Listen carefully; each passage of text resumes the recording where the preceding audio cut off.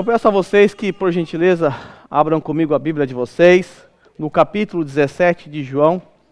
Nós estamos dando prosseguimento na exposição do Evangelho de João e hoje chegamos no capítulo 17. Nós estamos diante daquela que é conhecida como a oração sacerdotal de Jesus. Provavelmente você já conhece esse texto, já estudou sobre ele, já meditou. Então nós vamos também hoje, até o versículo 5, extrair daqui 4 grandes lições encontradas nessa oração.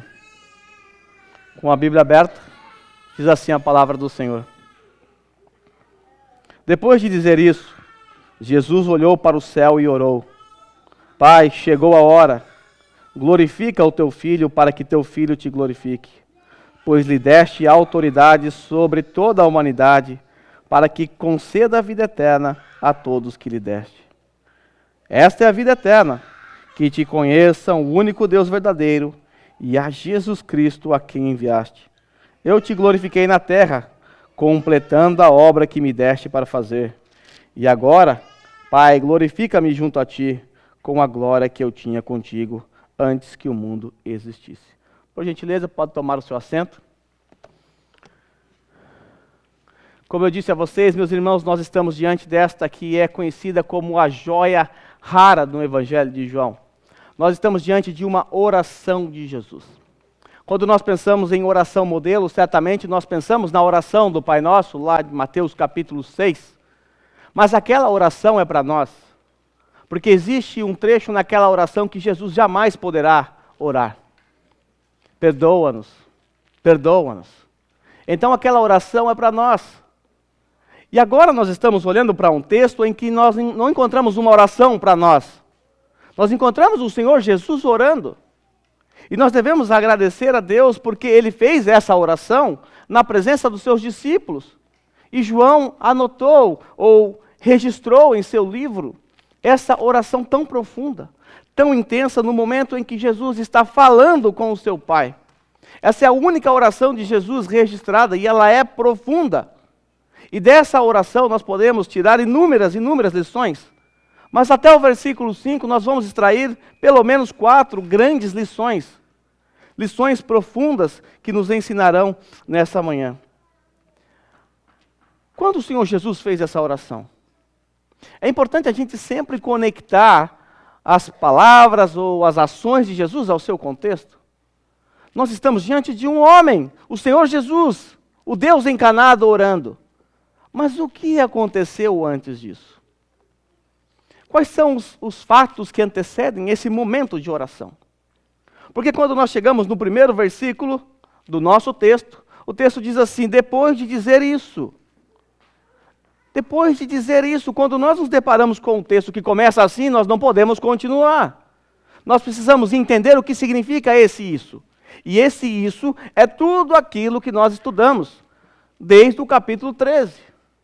Nós bem sabemos que a partir do capítulo 13, o Senhor Jesus se reúne com os seus discípulos naquela que é chamada pelo apóstolo Paulo de a noite em que o Senhor Jesus foi traído. E essa noite é uma noite assustadora. É uma noite de júbilo, é verdade, eles estão celebrando a Páscoa judaica. Mas é uma noite em que Jesus carrega os seus discípulos com informações assustadoras. Naquela mesma noite, o Senhor Jesus diz que um daqueles que estavam ali à mesa seria um traidor, Judas Iscariotes. É nessa mesma noite em que o Senhor anuncia que Pedro o trairia 3 vezes. É nessa mesma noite que o Senhor Jesus passa aquela noite com os pés sujos, porque os seus discípulos não foram competentes para lavar os seus pés, e tiveram seus pés lavados pelo Senhor. É nessa noite que o Senhor diz aos seus discípulos: olha, eles me perseguirão. Eles estão me perseguindo e eles vão perseguir vocês. Vocês serão maltratados, serão mortos. E a notícia que pesava sobre os ombros dos discípulos era a notícia de que Jesus ia embora. Ele ia partir. Nós sabemos que desde o capítulo 3 o Senhor está anunciando que chegou a hora de partir. E certamente tudo isso trouxe tristeza ao coração dos discípulos. Mas não só de más notícias vive o homem. O Senhor também trouxe boas notícias aos seus discípulos. Disse a eles que eles seriam fortalecidos que a tristeza deles seria transformada em alegria. O Senhor também disse que eles receberiam o Espírito Santo da promessa que traria consolo a eles. E agora eu quero com vocês olhar para o nosso texto e extrair dele 4 grandes lições. A primeira grande lição é que é chegada a hora do Filho ser glorificado. Isso está no versículo 1 e também no versículo 5. Veja aí. Depois de dizer isso, Jesus olhou para o céu e orou: Pai, chegou a hora. Glorifica o teu Filho para que o teu Filho te glorifique. Versículo 5. E agora, Pai, glorifica-me junto a ti, com a glória que eu tinha contigo antes que o mundo existisse. Nós já vimos que o Senhor naquela noite fez anúncios assustadores, já vimos que o Senhor Jesus fortaleceu a fé dele, e agora nós estamos vendo o Senhor Jesus Cristo orando. No capítulo passado, no último capítulo, o Senhor Jesus encerrou o seu discurso aos seus discípulos, e agora ele vai orar. Mas a grande questão é o que o Senhor Jesus orou. Qual é o escopo da oração de Jesus? O Senhor Jesus começou a sua oração assim: Pai, chegou a hora. E uma pergunta precisa ser respondida aqui: hora do quê? Que hora é essa? E a resposta está no texto. Chegou a hora do Filho glorificar o Pai e chegou a hora do Pai glorificar o Filho. Aí surge uma outra pergunta: mas de que forma o Pai e o Filho glorificarão um ao outro? Como? Como é isso? Como é que nós sabemos disso? O Pai e o Filho glorificarão um ao outro através da cruz de Cristo, através da morte de Cristo. Como nós sabemos disso? Por conta do contexto de todo o Evangelho de João. O texto que acabamos de ler disse: chegou a hora. Eu preciso lembrá-los que logo no início do Evangelho de João, sobretudo lá no capítulo 2, o Senhor Jesus, quando foi chamado por sua mãe a resolver aquele problema lá em Caná da Galileia, quando faltou vinho, o Senhor Jesus disse assim à sua mãe: ainda não chegou a hora. E vocês devem se lembrar que naquela época, quando nós estudamos, há muito tempo atrás, eu os fiz lembrar que o que empurrou Jesus para a cruz foram 2 coisas, 2 fatos: o seu discurso profundo e os seus sinais miraculosos. De lá para cá, nós temos percebido que os sinais miraculosos e os discursos de Jesus trouxeram irritações às elites religiosas. E por isso eles começaram a perseguir Jesus. Jesus sabia, quando disse isso à sua mãe, que ao realizar o seu primeiro sinal miraculoso, ele estaria dando início, então, a algo que o empurraria para a gloriosa cruz. Você deve se lembrar que desde o capítulo 5, quando o Senhor lá no tanque em Betesda levantou aquele paralítico, fez andar, os fariseus começaram a planejar a morte de Jesus. Ali iniciou uma perseguição severa, e essa perseguição foi se acentuando cada vez mais, foi escalando cada vez mais, e agora nós estamos aqui na reta final, na noite em que o Senhor Jesus foi traído, e a alta elite religiosa, caminhando junto com Judas, está indo em direção a Jesus, e ele está se despedindo dos seus discípulos, e ao mesmo tempo fazendo essa oração. E nessa oração ele está dizendo: Pai, agora. Chegou a hora do Filho ser glorificado. Chegou a hora que eu vou glorificar o Pai. E aí, às vezes, nós pensamos que quando alguém fala, chegou a hora do Filho ser glorificado, você pode imaginar que o Filho está dizendo que ele vai receber uma coroa, que ele vai ser exaltado, aclamado como rei. Vai de fato. Mas a sua coroa é uma coroa de dor. É uma coroa de espinho. E há uma razão para isso. Nós, quando olhamos para a cruz de Cristo, nós entendemos que essa cruz é gloriosa. Porque ela é a nossa cruz, de certa forma. Nós só não fomos para essa cruz porque Ele foi e tomou o nosso lugar. O Senhor Jesus, então, no decorrer desse evangelho, tem alertado os seus discípulos, sobretudo a partir do capítulo 12, que essa hora, a hora de glorificar o Pai, chegou. Por isso os discípulos estão apreensivos. Porque Jesus está dizendo que vai embora, está dizendo que vai morrer. Isso é impressionante. Isso é impressionante. Todas as vezes que nós lemos esse trecho onde Jesus disse: está chegando a minha hora, ou chegou a minha hora, todas as vezes eu os fiz lembrar de uma verdade magnífica. Jesus tem controle sobre a sua própria vida. Isso nos ajuda a livrar do erro de pensar que a morte de Jesus foi um acidente histórico, um erro de percurso e que lá no finalzinho do segundo tempo o Senhor Jesus marcou um gol e ressuscitou ao terceiro dia. Saber que Jesus estava no controle da sua própria vida, isso traz consolo e aumenta a nossa fé, porque a história do nosso Redentor não é uma história trágica. A sua morte não foi uma morte trágica, um acidente de percurso. Na verdade, a cruz perfazia o plano perfeito de Deus para redimir a humanidade. Então, fuja do erro de pensar, mataram Jesus, mas ainda bem que ele tinha uma carta na manga, foi lá e ressuscitou ao terceiro dia. Nada disso.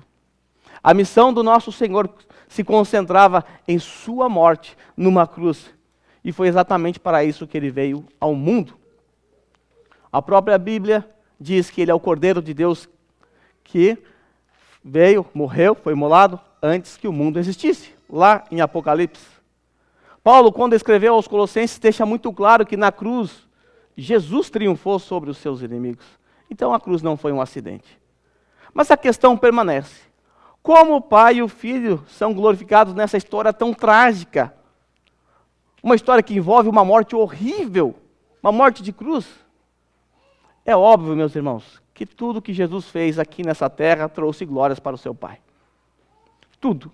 A sua vida foi uma vida vivida só lhe deu glória.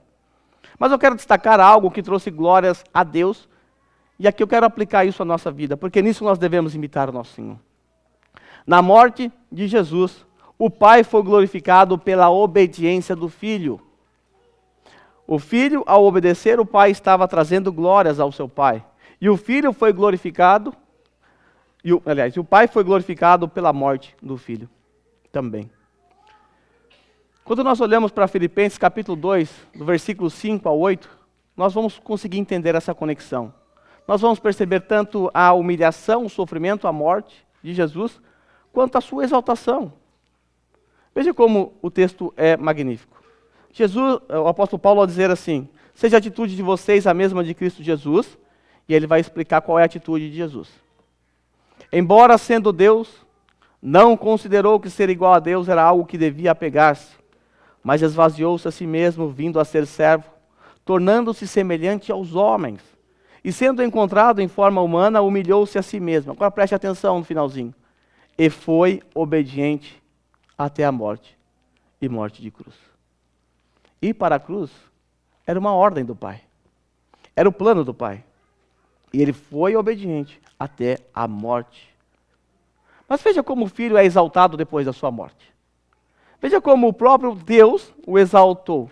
Aqui eu estou dizendo que Jesus, ele exaltou o Pai com a sua morte, porque ele obedeceu. Ele glorificou o seu Pai com a sua morte, porque ele obedeceu.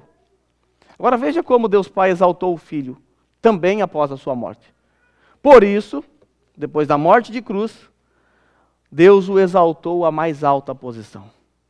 E lhe deu um nome que está acima de todo nome, para que ao nome de Jesus se dobre todo o joelho nos céus e na terra, e debaixo da terra, e toda língua confesse que Jesus Cristo é o Senhor, para a glória de Deus Pai. Viu a conexão?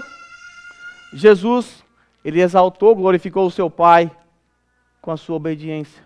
E o Pai exaltou o Filho obediente, lhe dando um nome sobre todo nome. Assim sendo, na morte de Jesus, o Pai foi glorificado pela obediência do Filho.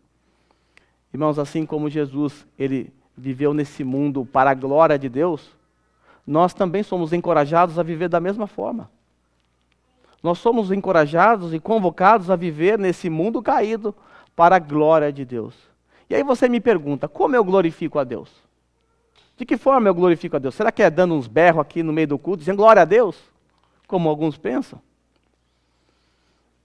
O Senhor Jesus serve de parâmetro para nós nesse texto. Ele viveu uma vida sólida e deu glória.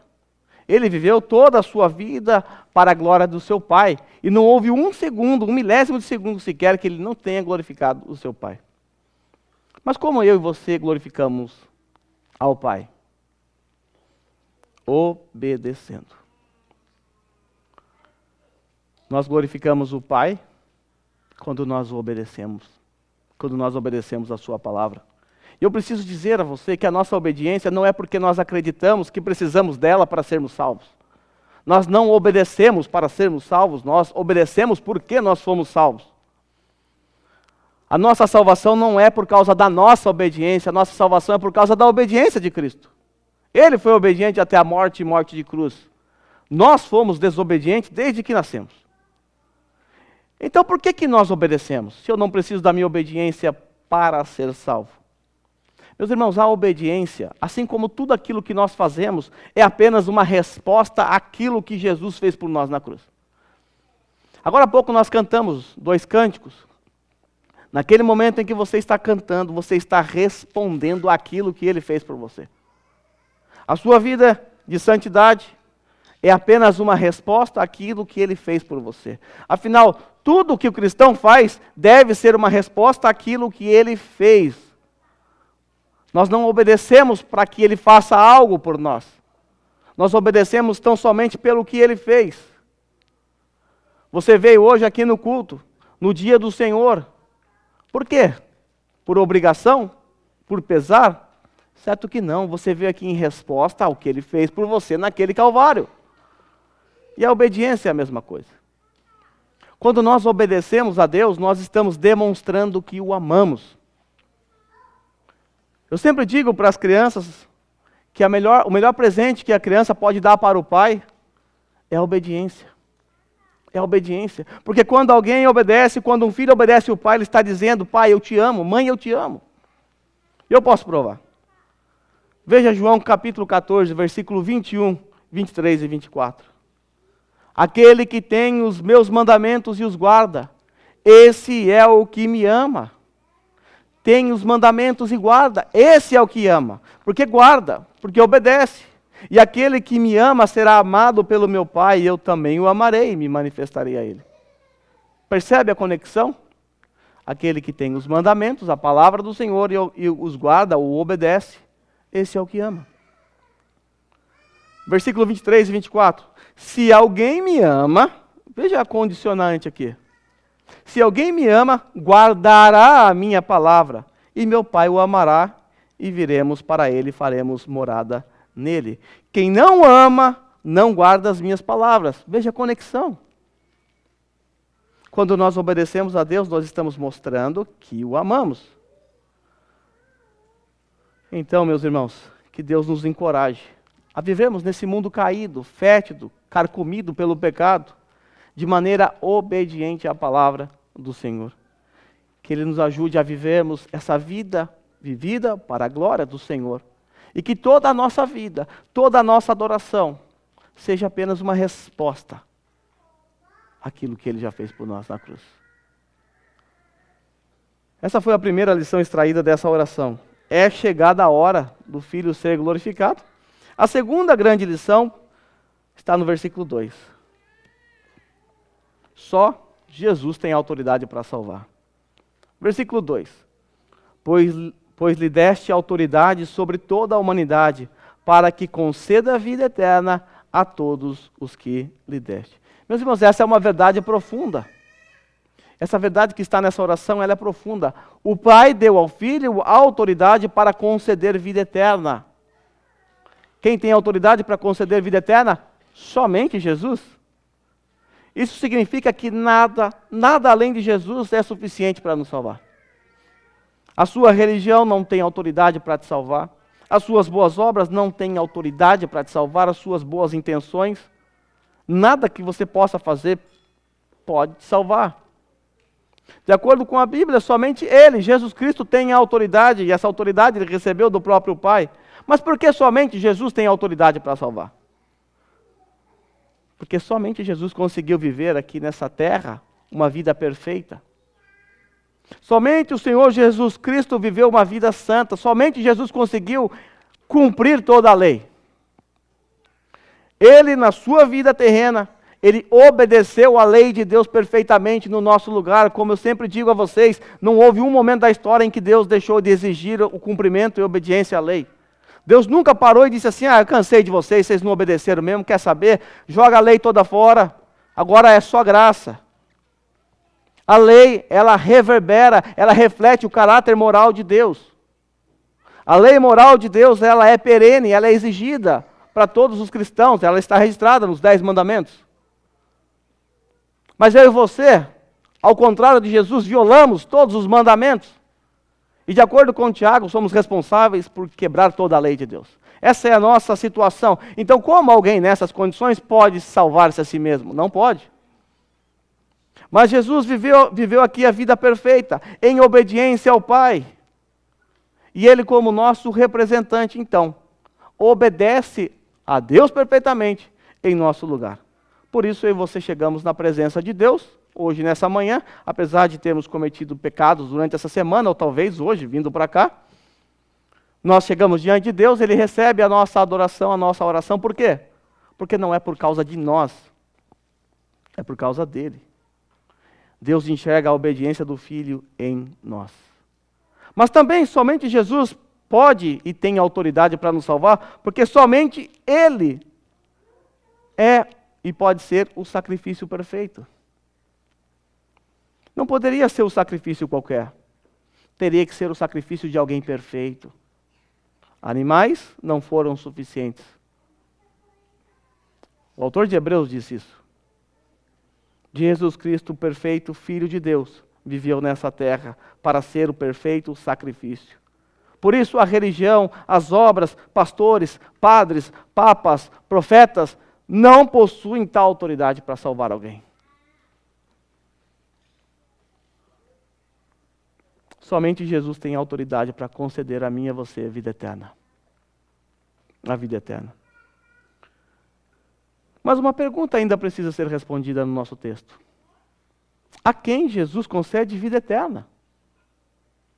Quem recebe essa vida eterna? O próprio texto responde, olha a parte que está em verde aí para você na parte final. A todos que lhe deste. Esse a todos que lhe deste significa que ele vai conceder vida eterna àqueles que foram dados pelo Pai ao Filho. Ou seja, nós somos salvos porque o Pai nos deu de presente para o Filho. Essa verdade nós já aprendemos aqui. Quando passamos lá pelo capítulo 6, e eu quero que você volte as páginas da sua Bíblia, lá para o versículo 37. Veja como essa verdade está ali. A vida eterna é dada a todos aqueles que o Pai deu ao Filho. Versículo 37. Todo aquele que o Pai me der, virá a mim. E quem vier a mim, eu jamais o rejeitarei. Percebe? Todo aquele que o Pai me der. Jesus está falando isso. E aqueles que o Pai me dá, esses vão vir a mim. E aqueles que vêm a mim, eu jamais o rejeitarei. Então Deus Pai deu os seus filhos, aqueles que Ele salvaria, como um presente para o Filho. Nós fomos dados pelo Pai ao Filho. E quando nós olhamos para uma verdade como essa, nós podemos aprender várias coisas aqui. Mas uma delas é a garantia, é a certeza da salvação. Ele vai nos guardar, Ele vai cuidar de nós até o fim, porque Ele está garantindo que, aqui no texto que Ele jamais nos rejeitará. Então essa historinha de você perder a sua salvação cai por terra diante de textos como esse. Se você correr para o capítulo 10, versículo 25 e 29, veja o que Jesus disse. Veja que segurança nós temos em Jesus. Eu já lhes disse, mas vocês não creem. As obras que eu realizo em nome do meu Pai falam por mim, mas vocês não creem. Mas por que eles não creem? Porque não são minhas ovelhas. Vocês não podem crer em mim porque vocês não são das minhas ovelhas. E as ovelhas de Jesus, como é que elas agem? Jesus responde, as minhas ovelhas ouvem a minha voz. Eu as conheço e elas me seguem. Essa é a característica de uma ovelha. Ela ouve, ela conhece e ela segue. Eu lhes dou a vida eterna e elas jamais perecerão. Veja que promessa fantástica. Note, jamais perecerão. Não tem nenhuma condicional nesse texto. Ninguém as poderá arrebatar das minhas mãos. Olha que segurança. O eleito, ele está nas mãos de Deus e ninguém pode arrebatá-lo de lá. Jesus continua, meu Pai que as deu para mim é maior do que todos, é mais poderoso do que todos. Ninguém pode arrancar das mãos de meu Pai. Percebe que segurança você tem? Por isso nós cantamos com toda tranquilidade aquela música, que segurança sou de Jesus. Porque ser de Jesus traz uma segurança. Esse texto então nos dá uma garantia concreta e certeira de que nós não podemos perder a salvação, porque a garantia não está em nós, não está em nossas obras, não está na nossa santificação fraca, está em Cristo Jesus, o perfeito Filho de Deus. E é a vontade dele que nós sejamos preservados até o fim. Volte para o capítulo 6, olha para o versículo 38 e 39. Veja como isso é a vontade do Pai, essa preservação. Diz assim Jesus: pois desci dos céus, não para fazer a minha vontade, mas para fazer a vontade daquele que me enviou. E você pergunta, qual é a vontade daquele que enviou Jesus? E ele responde, esta é a vontade daquele que me enviou, que eu não perca nenhum dos que ele me deu. É a vontade de Deus. Jesus Cristo não é como uma criança desleixada, descuidada, que vive perdendo os seus brinquedos pela casa. Ele não é assim. Ele próprio nos garante que é a vontade de Deus, e abre um parênteses aqui, a vontade de Deus não pode ser frustrada, jamais. Então é a vontade de Deus que ele não perca nenhum dos que o Pai deu a ele. Essa é a segunda grande lição. Jesus tem autoridade para nos salvar e para nos preservar salvos. No versículo 3, nós vamos entender o que é a vida eterna. Se somente Jesus tem autoridade para dar a vida eterna, uma outra pergunta surge aqui. O que é a vida eterna? Geralmente pensamos que vida eterna é apenas a ausência da morte. Também. Mas é muito mais do que isso. Veja o versículo 3 como Jesus responde a essa pergunta. A vida eterna é conhecer a Deus. Esta é a vida eterna, que te conheçam o único Deus verdadeiro e a Jesus Cristo, a quem enviaste. Esse texto aqui é um dos meus favoritos.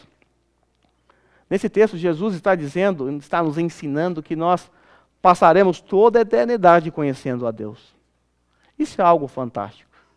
O que nós vamos fazer na eternidade? Nós vamos conhecer a Deus. Vamos passar a eternidade toda conhecendo a Deus. Mas esse conhecimento não é meramente intelectual ou teológico. Não é só isso. É um conhecimento relacional. É um conhecimento experimental. É um conhecimento vivencial. Eu quero nesse ponto destacar 3 estágios desse conhecimento de Deus. Primeiro estágio, conhecimento pessoal. Segundo estágio, conhecimento progressivo. E terceiro, conhecimento perfeito. Vamos lá para o primeiro. Nós precisamos conhecer a Deus pessoalmente. O que é conhecer a Deus pessoalmente? O que significa conhecer a Deus pessoalmente? Conhecer a Deus pessoalmente é igual à salvação. A vida eterna começa quando para nós? A vida eterna começa quando a luz do Evangelho brilha diante dos nossos olhos e nós não conseguimos mais tirar os olhos do brilho da cruz. Nós não conseguimos mais parar de olhar para essa cruz. Então, naquele dia em que você ouviu a pregação do Evangelho, veja, pressupõe um pouco de conhecimento. Você ouviu sobre o Evangelho, aprendeu um pouco sobre quem você é um pecador, miserável, condenado ao inferno, e aí você descobriu que está diante de um Deus santo e justo, e aí você tem um conhecimento básico acerca de Deus e acerca de você, e o Espírito Santo pega o Evangelho, a mensagem que é pregada a você, transforma o seu coração. E aí você passa, no nosso tempo, a ter a vida eterna. Veja, a vida eterna sim pressupõe um pouco de conhecimento. Você precisa saber quem é Deus e quem é você. Afinal, a fé vem por algo que você ouve. A fé vem pelo ouvir, e você ouve o quê? A mensagem mediante a palavra de Cristo. Então vem, de certa forma, uma parcela de um pouquinho de conhecimento que você precisa ter. Então, a vida eterna começa assim, nesse pouco de conhecimento correto que você tem acerca de Deus e de sua palavra. Ali começa a vida eterna. Você foi salvo. Alguém pregou o Evangelho para você? E você teve esse conhecimento pessoal, experimental. Agora você deixou de ser inimigo de Deus e passou a se relacionar com Ele. Por isso, esse primeiro conhecimento aqui, o conhecimento pessoal, desemboca em salvação. É a salvação propriamente dita. Então alguém pregou o Evangelho para você. O Espírito Santo te fez compreender o Evangelho. Você se entregou a Cristo, você creu nele. E agora? Parou por aí o conhecimento? Certo que não. Nós entramos agora no segundo estágio. O segundo estágio é conhecer a Deus progressivamente, ou de forma progressiva. O que é conhecer a Deus de forma progressiva? Por conhecer a Deus de forma progressiva, entenda-se santificação. No dia em que você foi salvo para viver nessa terra. Uma vida santa. Isso está lá em Efésios, inclusive, capítulo 2. Após a sua conversão, você foi chamado, assim como eu, a vivermos essa vida santa. A sermos parecidos com Jesus. O conhecimento progressivo produz santificação. Se eu pudesse desenhar um gráfico aqui da sua vida, eu colocaria um ponto aqui embaixo e diria, aqui é o seu dia da sua conversão. E a sua vida deve ser assim. Uma vida de santificação, altos e baixos, é verdade. Mas você vai crescendo progressivamente, à medida em que você conhece a Deus. Esse conhecimento progressivo é adquirido através da palavra de Deus. Veja como o salmista entende que ter a palavra de Deus no coração leva ele a viver uma vida santa. O salmista disse assim no Salmo 119, 17, texto que você conhece muito bem. Escondi a tua palavra no meu coração para não pecar contra ti. O que é que o salmista guardou no coração para não pecar contra o Senhor? A palavra de Deus. A palavra de Deus guardada no coração não é método, não é pragmatismo, não é nada disso. É somente a palavra que nos ajuda a não pecar contra Deus. Ou seja, somente a palavra nos leva a viver vidas santas. Assim sendo, o conhecimento progressivo de Deus desemboca em santificação. Me acompanha aqui no raciocínio. Conhecimento pessoal, salvação, conhecimento progressivo, santificação. E por fim, o conhecimento perfeito. O que é o conhecimento perfeito? O conhecimento perfeito é igual à glorificação. Hoje, irmãos, por causa dos nossos pecados, por conta da nossa natureza caída, nós não conseguimos conhecer a Deus e nos relacionar com Ele de forma perfeita.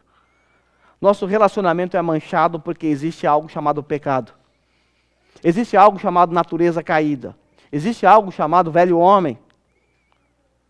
Então o nosso relacionamento com Deus não é perfeito.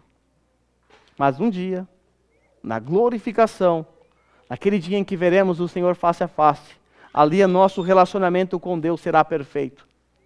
Será perfeito. Paulo disse em 1 Coríntios capítulo 13, versículo 12, o seguinte: agora, pois, vemos apenas um reflexo obscuro, como em um espelho. Quero que você tire da sua cabeça a ideia de espelho que nós temos hoje. Porque quando eu olho para o espelho, eu vejo que eu sou mesmo.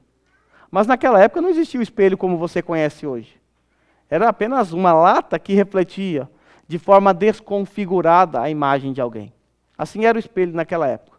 Então Paulo está dizendo que hoje vemos apenas como um reflexo opaco, obscuro, como num espelho. Mas então veremos face a face. Então o veremos face a face. E Paulo diz, agora conheço em parte. Hoje nós conhecemos em parte. Mas um dia conheceremos plenamente. Paulo disse isso, então conhecerei plenamente da mesma forma como sou conhecido. Então haverá um dia em que esse conhecimento vivencial, agora esse conhecimento, que é o do segundo ponto, que nós acabamos de ver, o conhecimento progressivo, tudo isso vai ser perfeito. Não será mais progressivo, será uma linha linear. Hoje o nosso conhecimento progressivo, que é a santificação, é assim, ó. Altos e baixos, mas a tendência é para você subir. Mas naquele dia nosso conhecimento será assim. Não será mais progressivo, será linear. Porque conheceremos a Deus como Ele é, e estaremos livres da nossa natureza caída. Então nós já vimos 3 lições. Nós já vimos que chegou a hora do Filho ser glorificado. Já vimos que só Jesus tem autoridade para salvar. E vimos também que a vida eterna é conhecer a Jesus. E esse conhecimento não é só teórico, mas é um conhecimento vivencial. E em quarto lugar, Jesus conclui a sua missão na terra. Essa é a quarta verdade. Jesus disse assim em versículo 4. Eu te glorifiquei na terra, completando a obra que me deste para fazer. Como nós vimos anteriormente, Jesus veio a esse mundo para cumprir a sua missão. E o estágio final, o alvo final dessa missão era a sua morte numa cruz. Era a sua morte no Calvário. Lembre-se, o Senhor Jesus está ainda ou saindo do cenáculo, ou já fora do cenáculo. Ele já acabou de celebrar a ceia com os seus discípulos, ali a Páscoa, e instituir a ceia. Ele já trouxe orientações aos seus discípulos, e agora ele está saindo. E o Senhor Jesus sabe que Judas está vindo com os oficiais do templo para prendê-lo. Então ele está orando. E ele está aqui dizendo, Pai, já chegou a hora, glorifica o seu filho. E agora ele está dizendo assim, Pai, eu te glorifiquei. Eu completei a obra, completando a obra que me deste para fazer. Espera aí, talvez a sua mente bugou um pouco. Porque eu estou dizendo que a obra de Cristo foi completa na cruz. Mas Jesus, apesar de faltar poucos minutos para ir para a cruz, ou poucas horas, no dia seguinte ele vai ser morto, está quase sendo preso. O Senhor Jesus pode dizer assim então, que agora completou a sua obra, sendo que ele ainda não está na cruz? Sim, ele pode. Porque da ótica da eternidade, a sua morte já havia acontecido. Eu já mencionei esse texto, Apocalipse 13:8, mas Apocalipse 13:8 diz que Jesus é o Cordeiro que foi morto desde a criação do mundo. O Senhor não está nem um pouco preocupado com o tempo, porque Ele é atemporal. Ele não se importa com essa temporalidade. Porque Ele, por ser Deus, não está sujeito ao tempo. Então, Ele, nos desígnios eternos de Deus, já está morto. Ele já cumpriu o seu papel. Porque, afinal, Ele é o Cordeiro que foi morto desde que o mundo existe. Vale notar que nessa oração, o Senhor Jesus não está nem um pouquinho preocupado com a temporalidade, sabe por quê? Porque Ele está orando por pessoas que nem existiam ainda. Nós vamos perceber ao longo dessa oração que Ele vai orar por nós que estamos aqui hoje. Quase 2000 anos atrás Ele estava orando por nós. O Senhor Jesus está orando por pessoas que não existem ainda hoje, que virão a existir. Veja, Ele não está nem um pouco preocupado com essa questão de tempo. Então por isso Ele pode dizer ao Pai, para ficar registrado aos seus discípulos, eu te glorifiquei na terra. Eu completei a obra que me deste para fazer. Que obra é essa? A obra da cruz. Em que momento da história Jesus disse ao seu Pai assim, eu acabei a obra que o Senhor que me deste para completar? Em que momento Jesus disse, está consumado? Não foi na sua cruz? Essa é a obra de Jesus. Essa é a obra, essa era a missão de Jesus. Foi para isso que Ele veio a esse mundo. Mas uma dúvida que eu tinha na minha adolescência, e pode ser que você tenha também, mas por que Ele teve que morrer dessa forma tão horrenda? Por que Ele teve que morrer pendurado num madeiro ou numa madeira? Sabe por que Ele teve que morrer assim? Porque Ele estava pagando o preço da minha e da sua desobediência. Séculos antes da morte de Jesus, lá em Deuteronômio, a Bíblia afirma que maldito é todo aquele que for pendurado no madeiro. Uau! Jesus então é maldito? Ele não é. Mas ele foi tratado como maldito por Deus Pai. Porque naquela cruz ele estava substituindo pessoas malditas como eu e você. A Bíblia diz que todo ser humano nasce debaixo da maldição da lei. Nós estamos debaixo da maldição da lei quando não temos Cristo. E Ele, Jesus, removeu a maldição da lei, se tornando maldito em nosso lugar. Porque maldito todo aquele que for pendurado no madeiro. Por que tinha que ser dessa forma? Porque essa foi a vontade do Pai. Por que tinha que ser o madeiro? Para dar uma mensagem muito forte a todos nós. Sem Cristo, os seres humanos são malditos diante de Deus. E eu e você éramos assim. Mas Ele se fez maldito em nosso lugar. A Bíblia diz então que eu e você estávamos debaixo dessa maldição, a maldição da lei. Isso significa que você que está me ouvindo aqui hoje, se você não creu em Cristo Jesus, se você não se arrependeu dos seus pecados, é isso que você é diante de Deus. Maldito. E por ser maldito, você colherá consequências eternas por isso. Por isso, se você pode, se arrependa dos seus pecados, se entregue a Ele, entregue a sua vida àquele que se fez maldito em seu lugar. A Bíblia também nos diz que sem Jesus Cristo nós somos merecedores da ira de Deus. Sem Jesus, nós estamos debaixo dessa ira. Quem crê no Filho tem a vida eterna. Quem rejeita o Filho, a ira de Deus permanece sobre ele. João 3,36. Há uma ira sobre a humanidade. Há uma ira divina que está sobre a humanidade. Mas essa ira, ela não está sobre nós mais. Não está mais sobre você. Porque Jesus naquela cruz horrível, sangrenta, ele recebeu todo o impacto da ira de Deus Pai. Ele tomou a minha e a sua frente e morreu em nosso lugar. Ele precisou morrer naquela cruz também a fim de derramar o seu precioso sangue. Porque ao fazer isso, ele pagou o preço da nossa redenção. A Bíblia diz que por conta da nossa natureza, nós somos escravos do pecado, escravos da carne, escravos do diabo. Nós precisávamos de um redentor, de alguém que pagasse o preço, que nos resgatasse. E Jesus pagou o preço a Deus Pai e nos resgatou. E ele pagou, conforme a Bíblia diz, com o seu próprio sangue. A igreja foi comprada com o sangue de Jesus Cristo. Então naquela cruz ele verteu ali o seu precioso sangue.